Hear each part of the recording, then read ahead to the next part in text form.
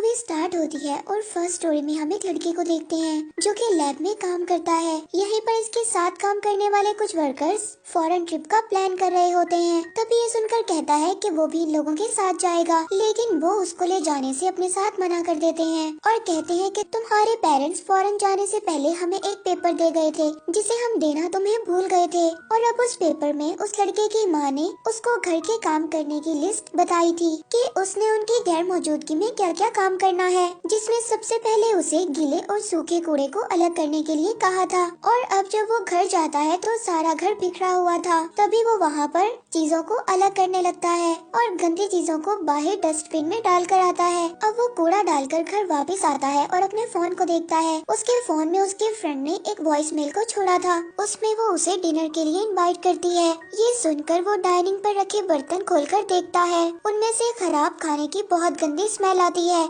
तभी वो देखता है उसमें एक एप्पल वायरस से इफेक्ट होकर पूरी तरह से खराब हो चुका था। उसे भी उस कवर में डालकर तैयार होकर बाद में अपनी फ्रेंड से मिलने के लिए निकल जाता है। और अब वो रास्ते में एक रिसाइकल बास्केट देखकर वहाँ पर उस कवर को डाल देता है। वहाँ पर सभी लोग गंदी चीजों को डाला करते थे, इसी वजह से उस एप्पल में कुछ रिएक्शन होने लगता है। और अब एक कंपनी वाले उस बास्केट को वहाँ से ले जाकर उन चीजों को रिसाइकल कर देते हैं और उस कचरे को गाय के खाने में बदल देते हैं। और अब वो चारा वहाँ पर एक गाय खाती है। तभी उस गाय का ऑनर उसको मार देता है और उसके गोश्त को एक होटल में बेच देता है। उसी होटल में वो लड़का और उसकी फ्रेंड खाना खा रहे थे। उनकी टेबल पर ही ग्रिल लगा होता है और वो उस खाने को बहुत ज्यादा एंजॉय कर रहे होते हैं और उस ग्रिल पर फ्रेश गोश्त पक रहा होता है। तभी उसकी फ्रेंड इन सब चीजों को अपने फोन में कैप्चर करती है। वो लड़का पूछता है कि तुम ये सब क्या कर रही हो। तभी वो लड़की कहती है कि मेरी लाइफ में होने वाले एक एक मोमेंट को मैं कैप्चर करती हूँ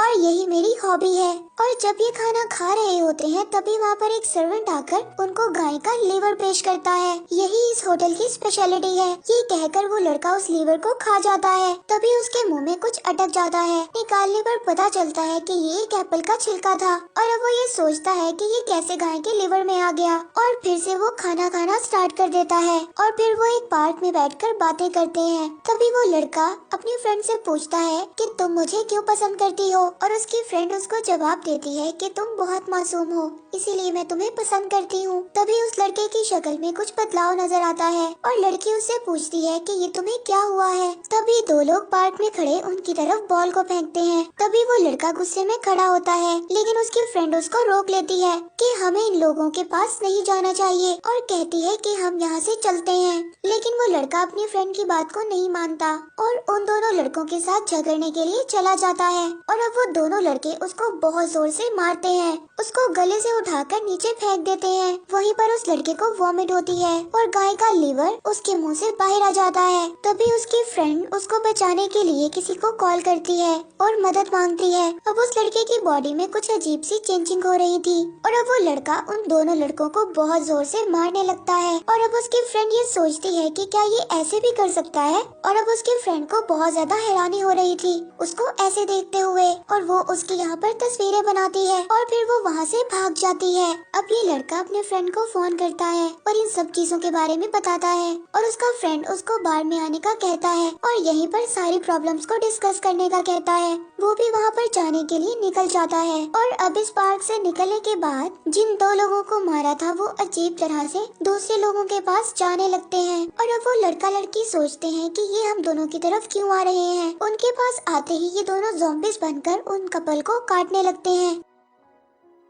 और दूसरी तरफ उस लड़के की फ्रेंड बस में ट्रैवल कर रही थी और उसको भी वॉमिट स्टार्ट होती है। और उसके बाद वो सभी लोग जिन्होंने उस रेस्टोरेंट का खाना खाया था उन सबको वॉमिट हो रही थी और अच्छे भले लोग एक दूसरे से बात करते हुए लड़ने लगते हैं। यहाँ पर वो लड़का आराम से चलते हुए बार के अंदर आ जाता है। यहाँ पर बहुत सारे लोग मस्ती में डांस कर रहे होते हैं और अब वो अपने फ्रेंड को सारी स्टोरी सुनाता है कि वो इस बारे में नहीं जानता कि उसको क्या हुआ है। उसके फ्रेंड ने शायद वाइन को इतनी ज्यादा पी ली थी कि उसे उसकी बातें समझ नहीं आ रही थी। तभी वो उसको इग्नोर करता हुआ डांस करने के लिए ले जाता है। दूसरी तरफ उसकी फ्रेंड के चेहरे पर भी अजीब से निशान आने लगे थे। वो अब लड़के को कॉल करती है, लेकिन ज्यादा आवाज की वजह से वो उसकी कॉल को नहीं सुन पाता। लेकिन उससे यहाँ पर भी नहीं रह जाता, वो घर जाने की सोचता है। वो वहाँ पर परेशान होकर एक आदमी को बहुत जोर से मारने लगता है और उसे 2-3 लोग उठाकर वहाँ से बाहर फेंक देते हैं। और यहाँ पर जिसने उस रेस्टोरेंट का खाना खाया था, वो सभी लोग ज़ॉम्बीज़ में बदल रहे थे। और वो लड़का भी बगैर इधर उधर देख के चलता जाता है। उसका फोन भी गिर जाता है,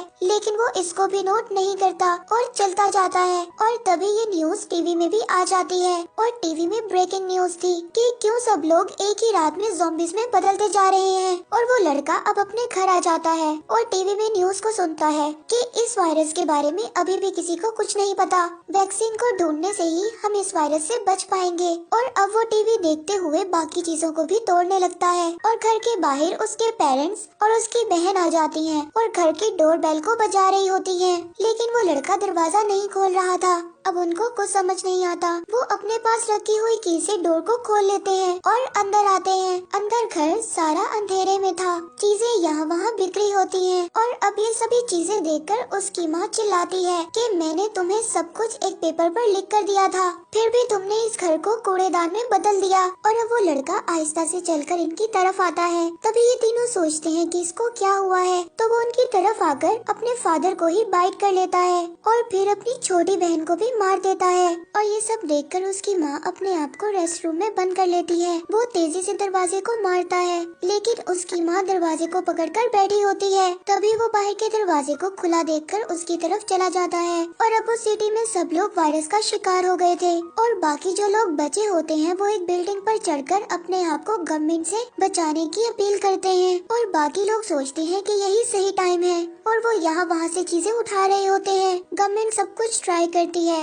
लेकिन कुछ भी कंट्रोल में नहीं आ रहा था। और अब लड़का चलते हुए जाते हुए देखता है कि उसकी फ्रेंड भी ज़ॉम्बी बन गई थी और उसके सामने खड़ी थी। दोनों एक दूसरे को पहचान लेते हैं और साथ में चलते हुए उन्हें एक एप्पल नजर आता है। उसकी फ्रेंड एप्पल निकालकर उसको उसके हाथ में देती है और वो उस एप्पल को खाने लगता है। अब उसकी फ्रेंड बहुत ही प्यार से उसकी एक तस्वीर बनाती है, चाहे हम ज़ॉम्बीज़ क्यों ना बन जाएं, लेकिन दिल का प्यार खत्म नहीं होता। और ऐसे ही यहाँ पर स्टोरी नंबर 1 खत्म हो जाती है और अब दूसरी स्टोरी स्टार्ट हो जाती है जिसका नाम है द हेवनली क्रिएचर। कहानी के स्टार्ट में हम एक लड़के को देखते हैं जो कि एक रोबोट कंपनी में काम करता है और वो एक बहुत बड़े टेम्पल में जा रहा होता है। यहाँ पर बहुत सारे लोग थे और यहीं पर एक रोबोट भी था जिसे कंपनी ने उसे चेक करने के लिए भेजा था। वो वहाँ पर इनके एक बड़े स्वामी से उस रोबोट के बारे में पूछता है और वो यहाँ पर उसको बताता है कि वो रोबोट हमारे जैसा ही बन गया है, वो सब काम खुद से करता है, इसीलिए हमें उसकी सर्विस करवाने की जरूरत नहीं है। उसके डिफेक्ट्स को ढूंढने की बजाय उसे चेक कर हमें बता कर जाए। और अब वो रोबोट वाले हॉल में पहुँचते हैं। यहाँ पर बहुत सारे लोग प्रे कर रहे थे। तभी एक छोटा बच्चा एक आदमी के सामने जाकर छुप जाता है और उनके पास बैठे रोबोट के सामने भी छुप जाता है। और अब ये लड़का सब कुछ बहुत ज्यादा हैरानी से देख रहा था। थोड़ी देर बाद वो लड़का रोबोट के पास आकर बैठता है और वो अपने साथ लाए हुए इक्विपमेंट्स निकाल कर रेडी होता है। और वहाँ पर बाकी सब लोग उसकी चेकिंग को बहुत ही हैरानी से देख रहे थे। और अब इसी टेम्पल में एक लड़की भी होती है जो कि इन सब चीजों को बहुत ही हैरानी से देख रही थी। और अब लड़का रोबोट को चेक करके बोलता है कि इसमें कोई डिफेक्ट नहीं है, ये अच्छी कंडीशन में ही है। तभी रोबोट उसको कहता है कि मैं नॉर्मल हूँ, ये बात मैं जानता हूँ, लेकिन तुम टेंशन में हो। लेकिन वो लड़का उसको कहता है कि मैंने 100 से ज्यादा रोबोट्स को ठीक किया है, इसीलिए मेरे लिए इस रोबोट को ठीक करना कोई बड़ी बात नहीं है। यहाँ पर रोबोट उस लड़के को बताता है कि मुझे टेम्पल वालों ने खरीदा है और मैं यहाँ पर बिल्कुल ठीक हूँ, तो तुम्हें कंपनी वालों ने मुझे चेक करने के लिए क्यों भेजा है और यहाँ पर किसी ने भी मुझे रिपेयर करने के लिए नहीं बुलाया, तो तुम्हें कंपनी ने क्यों भेजा। अब रोबोट उस लड़के से पूछता है और अब वो ये सुनकर बहुत ज्यादा हैरान हो जाता है। और अब वो लड़का उन लोगों से कहता है कि आप सब लोग इस रोबोट को गॉड मानते हो और अगर ये सब सुनकर वो अपने आप को गॉड बोलेगा तो फिर इस रोबोट के इस डिफेक्ट को ठीक करना होगा। तभी वहाँ पर एक आदमी उस लड़के से सॉरी बोलता है और कहता है कि शायद हमें ये लगा था कि आप इस रोबोट को देखकर खुश होंगे, लेकिन आपको बहुत ज्यादा गुस्सा आ गया। अगर हमें इस बारे में पता होता तो हम आपको कभी ना बोलते। लेकिन तभी वो लड़की उस लड़के से कहती है कि आप सब समझने की कोशिश करें और एक बार फिर इस रोबोट को चेक करें। अब वो सोचता है कि शायद ये लड़की पागल है या फिर मुझे पागल कर रही है। ये सोचकर मैं बताऊंगा, ये कहकर वहाँ से चला जाता है। अगले दिन जब वो अपने घर में सो रहा था तो कोई उसके घर का दरवाजा नॉक करता है और जब वो अपने डोर के होल में से देखता है तो वहाँ पर एक लड़की खड़ी थी और उसके पास एक कार्टून बॉक्स था।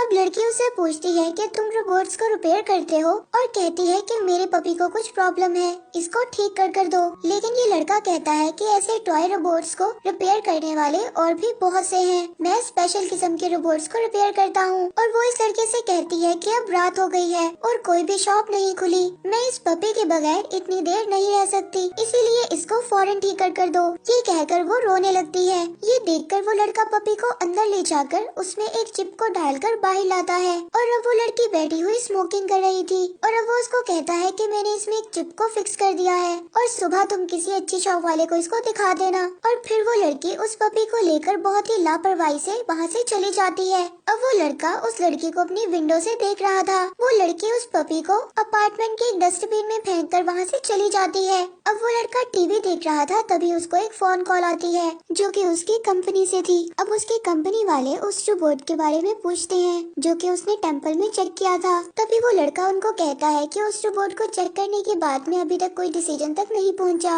और फिर अगले दिन वो रोबोट एक कमरे में बैठा था। तभी वो लड़की उसके कमरे के बाहर फिर रही होती है। वो रोबोट उसको कमरे के अंदर बुलाता है और उससे उसकी परेशानी का पूछता है। वो लड़की कहती है कि वो सब लोग तुम्हें सिर्फ एक रोबोट की नजर से देखते हैं, लेकिन तुम हमारे गॉड की तरह हो। तभी वो रोबोट उसको एक गाड़ी दिखाता है और पूछता है कि ये क्या है। वो लड़की उसको बताती है कि ये एक गाड़ी है और फिर अपना हाथ दिखाता है और पूछता है कि ये क्या है। वो लड़की उसको जवाब देती है कि ये तुम्हारा हाथ है। तभी वो उस हाथ को निकाल कर नीचे रख देता है और उस हाथ में टाइम चल रहा होता है। और अब वो ये इसको कहता है कि हाथ देखने वालों को हाथ और गाड़ी देखने वालों को ये गाड़ी, और जैसे ही तुम मुझे गॉड जैसा देखती हो तो वो लोग मुझे रोबोट जैसा देखते हैं। दोनों अपनी अपनी जगह पर सही है, इसमें उदास होने वाली कोई बात नहीं है। ये बात बोलकर अब वो उस लड़की को समझाता है। अब उस कंपनी के बॉस और कुछ सेक्रेटरी और कुछ मेंबर्स उस रोबोट को चेक करने के लिए उस टेम्पल में आते हैं, लेकिन इस चीज में किसी को भी कोई दिलचस्पी नहीं थी।